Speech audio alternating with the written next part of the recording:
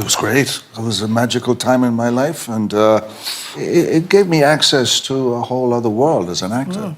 Employment. Well, if you think James Bond, the world's most famous fictional spy, may be best known for his impeccable tuxedos, martinis, and globe-trotting missions, but his creation and history are laced with unexpected twists that even the most ardent 007 devotees might not know. Ian Fleming, who brought Bond to life in his novels, didn't conjure the character entirely from imagination. During his service in British naval intelligence, he met several real-life operatives whose code names and personalities subtly fed into the cold precision and resourcefulness of his literary hero. Yet the name James Bond itself came from a much more mundane source.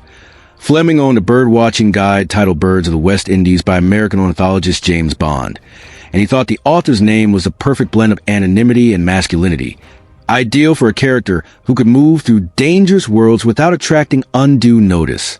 Fleming later wrote to the real James Bond to explain the choice, and the two eventually met at Fleming's GoldenEye estate in Jamaica, where the novelist gave Bond and his wife a signed copy of You Only Live Twice.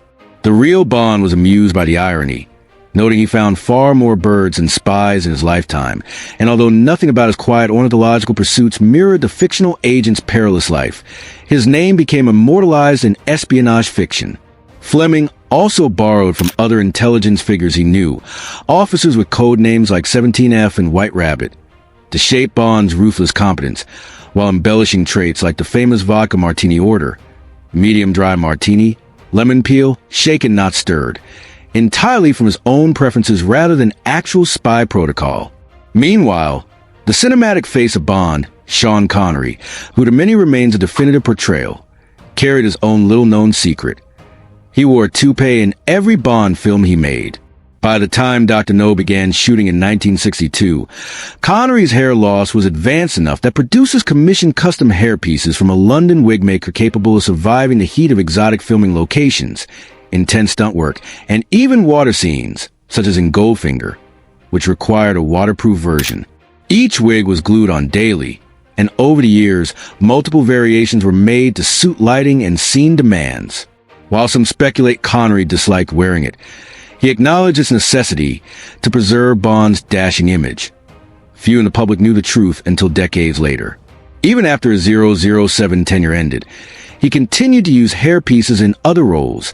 His magnetism never diminished, proving that Bond's real allure was more in his confidence than in his follicles. Another element of Bond's enduring style, his martini order, has been enshrined in pop culture as the ultimate expression of cool. Yet it's one that cocktail purists often dismiss as technically flawed. Traditionally, martinis are stirred, preserving their clarity and texture, while shaking introduces ice shards, dilutes the spirit, and alters the mouthfeel. In 2013, researchers in New Zealand even tested the matter scientifically and found that shaking lowered the drink's antioxidant capacity, making it less healthy. Fleming likely chose a phrasing for its rhythm and to signal Bond's subtle rebellion against convention, and the order has varied over time.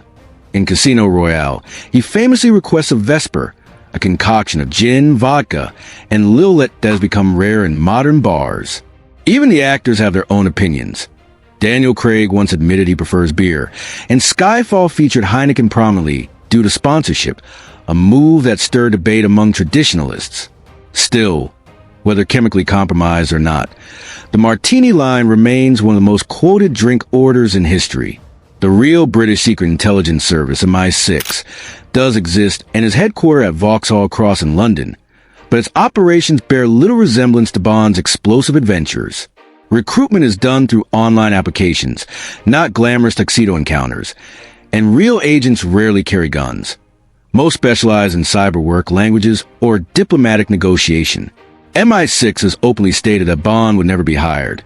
His impulsiveness, violence, and fame are all disqualifying traits.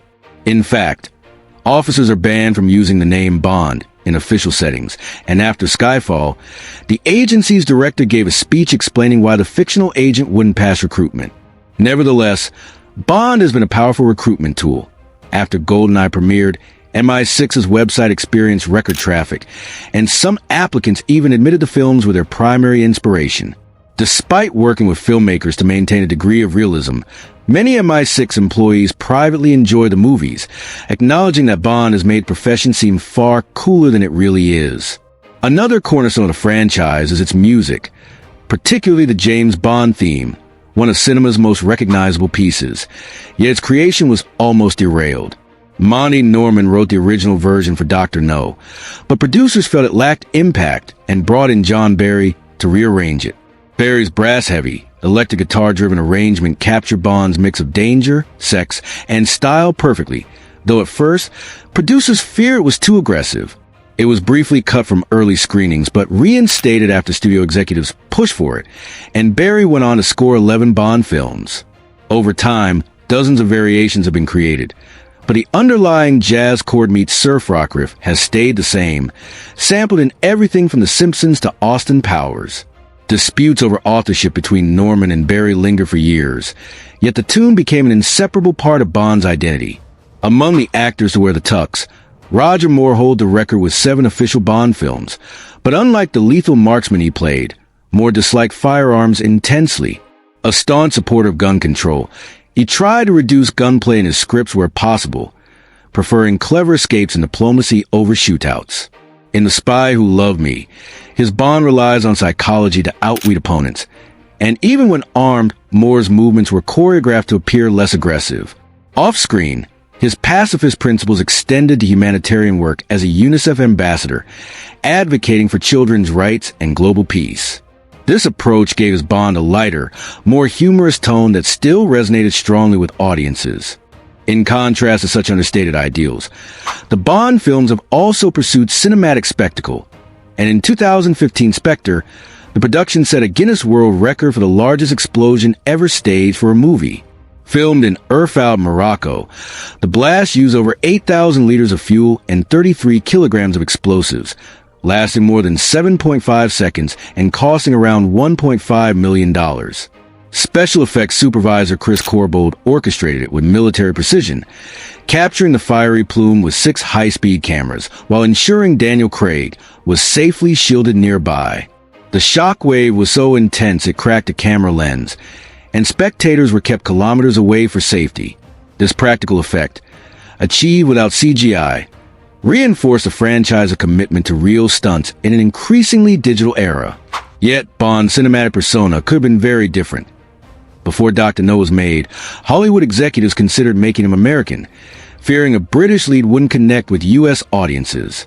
Early drafts described him as a U.S. intelligence officer stationed in London, swapping martinis for bourbon and the Walther PPK for a Colt revolver. Actors like Cary Grant and even James Stewart were considered, but producers Albert R. Broccoli and Harry Saltzman fought to preserve his British identity, with Fleming threatening to withdraw the rights if they didn't. Ironically, Fleming initially thought Sean Connery was too rough a role, but after seeing his performance, he was so impressed that he gave Bond Scottish ancestry in later novels. Another iconic invention of the films, not present in Fleming's books, is the gun barrel opening sequence. Designed by Maurice Binder for Dr. No, it mimicked a view through a barrel using pinhole camera techniques, and featured stuntman Bob Simmons, not Connery, firing at the audience. Binder conceived it under tight deadlines, intending to signal Bond's lethal decisiveness before the plot began. Over time, each Bond actor performed their own variation, with digital updates in the Pierce Brosnan era and narrative integration in Daniel Craig's Casino Royale. The sequence became so integral that fans judged new actors partly on their gun barrel walk, and it's been endlessly parodied in pop culture. Finally, in Fleming's own novels, Bond once met an apparent end. And you only live twice. After Mission in Japan goes awry, he is presumed dead, complete with an obituary, reflecting the author's fatigue with the character. The public outcry was immediate and overwhelming, with fans demanding his return. Fleming eventually revived Bond and the Man with the Golden Gun, explaining his absence with an amnesia subplot, a twist that allowed exploration of the spy's vulnerability while continuing the series. Fleming admitted he regretted the decision to kill Bond, but he completed 12 novels and 2 short story collections before his death in 1964, just as the films were gaining global momentum. Though he didn't live to see the franchise's full cultural dominance, the episode proved how deeply Bond had embedded himself in the public imagination. From a name borrowed from a bird book to the thunderous scale of modern stunts, the evolution of 007 reflects a blend of literary roots, cinematic invention, personal quirks of actors, and calculated showmanship, creating a spy whose mystique has endured for decades, not just because of his license to kill, but because of the endlessly fascinating truths behind the myth. James Bond, arguably the most famous secret agent in popular culture, has spent decades dodging bullets, seducing villains, saving the world, and leaving an unmistakable mark on cinema and literature. But the story of how this suave yet lethal character came to exist, and the fascinating truths behind his many on-screen and off-screen incarnations, reveals layers of history and coincidence that even seasoned Bond enthusiasts rarely uncover. The character's origins stretch back to Ian Fleming's service in British naval intelligence during World War II, where he worked alongside individuals whose courage, discipline, and shadowy code names informed the personality of the spy he would later write. Officers with designations like 17F and White Rabbit inspired aspects of Bond's cool-headed efficiency and ability to operate under extreme pressure, while Fleming's own experiences navigating the world of classified information lent authenticity to the atmosphere of his novels. But while the traits were drawn from real operatives, the name James Bond emerged from an unexpectedly quiet corner of Fleming's personal life. On his bookshelf sat a bird-watching guide, Birds of the West Indies, written by an American ornithologist named James Bond. Fleming thought the name had exactly the plainness he was seeking, anonymous enough to avoid suspicion, but masculine and solid enough to anchor a heroic figure. He later explained that he wanted a name as ordinary as possible for a man who should blend in, not stand out, despite his extraordinary exploits. This meant Bond could vanish into a crowd when needed, even if he stood out to the audience. When the real James Bond eventually learned his name had been borrowed for a fictional spy whose life was a constant swirl of violence and glamour, he and his wife traveled to Fleming's GoldenEye estate in Jamaica, where the author presented them with a signed copy of You Only Live Twice as a gesture of thanks. The ornithologist was amused rather than offended, once joking that he spent his days finding birds rather than spies, and the wry irony of his quiet career becoming linked to a pop culture phenomenon was never lost on him. This unexpected naming choice became one of the franchise's foundational quirks. Bond, the character who would foil nuclear plots and outwit criminal masterminds, owed his name to a man whose greatest hunts involved binoculars and field notes. Another of the franchise's great behind-the-scenes curiosities lies in the hairline of the first cinematic Bond, Sean Connery, widely regarded as the quintessential 007. By the time production began on Dr. No in 1962, Connery's hair was already thinning enough that producers felt a full hairpiece was essential to maintain the illusion of Bond's youthful, debonair presence. They commissioned custom wigs from a London wig maker, designed to survive the challenges of location shoots in tropical heat, intense action sequences, and even underwater scenes. These toupees were affixed daily with strong adhesives, and several versions were created over the years to suit different filming conditions. Goldfinger even required a waterproof model for a swimming scene. While rumors persist that Connery chafed at wearing them, he accepted the necessity. After all, Bond's physical presentation was as much a weapon as his Walther PPK. For decades, the public remained unaware of this fact, and Connery's charisma carried the role effortlessly, proving that the heart of Bond's appeal had little to do with the authenticity of his hair. Even after his time as Bond ended, he continued to use hairpieces in other roles, blending reality and artifice just as the character does in Espionage. Bond's allure also lives in the small but potent details of his persona, none more famous than his martini order, shaken, not stirred.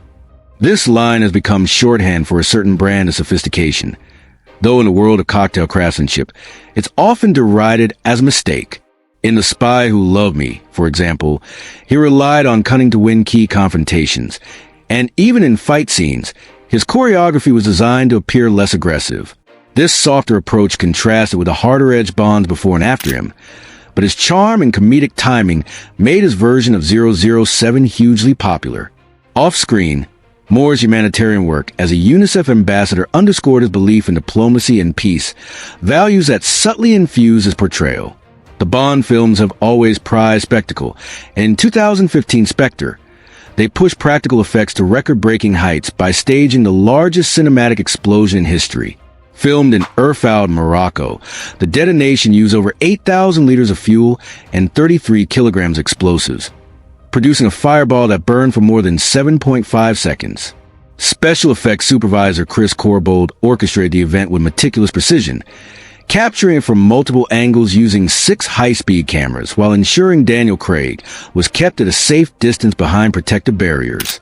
The blast was so intense that it cracked a camera lens, and even onlookers stationed kilometers away felt its force. This achievement, verified on-site by Guinness World Records, demonstrated that in an era increasingly dominated by CGI, Bond still valued the visceral impact of real, dangerous stunts. Yet the Bond we know today might have been unrecognizable had early Hollywood plans gone forward. Before Dr. No began production, U.S. studio executives worried that a British protagonist wouldn't appeal to American audiences and pushed to make Bond an American agent, changing his habits, his drinks, and even his weapons, swapping martinis for bourbon and his Walther PPK for a Colt revolver.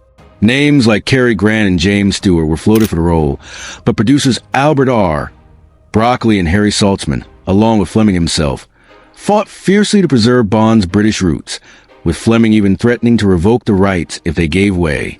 The irony is that Fleming initially doubted Sean Connery's suitability, thinking him too rough around the edges. But after seeing Dr. No, he was so impressed that he retroactively wrote Bond a Scottish heritage in later novels. Another now iconic element, the gun barrel opening sequence, wasn't part of Fleming's books at all, but was invented by designer Maurice Binder for Dr. No. Using a pinhole camera to simulate the rifle view of a gun barrel, Binder had stuntman Bob Simmons, not Connery, perform the first walk and shoot, wearing a hat and firing straight at the audience. Binder created it under intense time pressure, but it became one of the franchise's most enduring symbols, evolving through each era. Digitally updated for Pierce Brosnan's debut in GoldenEye and narrowly integrated into Daniel Craig's Casino Royale. Fans now scrutinize each new actor's interpretation of the gun barrel walk as a kind of early test, and the motif has been parroted endlessly in pop culture. Finally, the character's literary journey nearly ended altogether when Fleming, fatigued and struggling to outdo himself, decided to kill Bond in the novel You Only Live Twice. Set in Japan, the story concludes with Bond presumed dead, complete with an obituary that shocked readers. The backlash was immediate and passionate, with fans sending letters demanding his return. Yielding to pressure from his publisher and friends, Fleming resurrected Bond and the Man with the Golden Gun, explaining his absence with an amnesia subplot that allowed exploration of the spy's vulnerabilities while continuing his adventures. Fleming admitted later that killing Bond had been a mistake, but by the time of his death in 1964, he had completed 12 novels and 2 short story collections, leaving a legacy that would only grow in scale and influence. He did not live to see the full global dominance of the film series, but the depth of public outrage over Bond's death proved just how deeply the character had embedded himself in the cultural imagination. From the humble naming inspiration found on a Bird Books cover to the largest on-screen explosion ever staged, from a toupee that became part of cinematic allusion to a martini order that defies tradition, James Bond's legend is built as much on the curious truths behind the scenes as on the fictional missions themselves. A seamless fusion of literary invention, cinematic craft, personal quirks, and audience devotion that has allowed 007 to remain, decade after decade, the ultimate symbol of style, danger, and enduring intrigue.